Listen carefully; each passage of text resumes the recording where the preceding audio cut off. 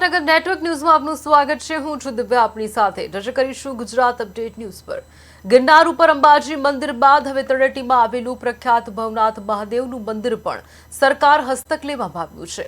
અહીં પણ મહંત પદને લઈને વિવાદ સર્જાતા આખરે સરકારે જ્યાં સુધી નવા મહંતની નિયુક્તિ ના થાય ત્યાં સુધી વચગાળાના મંદિર ટ્રસ્ટના વહીવટ માટે પ્રાંત અધિકારીની વહીવટેદાર તરીકેની નિમણૂક કરી છે અને પ્રાંત અધિકારીઓને પૂજન કરી આરતી કરીને મંદિર ટ્રસ્ટનો વહીવટેદાર તરીકેનો ચાર્જ સંભાળ્યો હતો।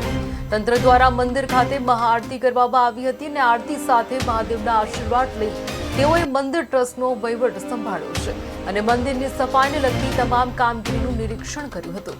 તેમજ મંદિરમાં હવેથી કોણ કોણ ફરજ બજાવશે તેની યાદી તૈયાર કરવામાં આવી છે। હાલ મંદિરના પૂજારી અને મેનેજરને યથાવત સ્થાને રાખવામાં આવ્યા છે।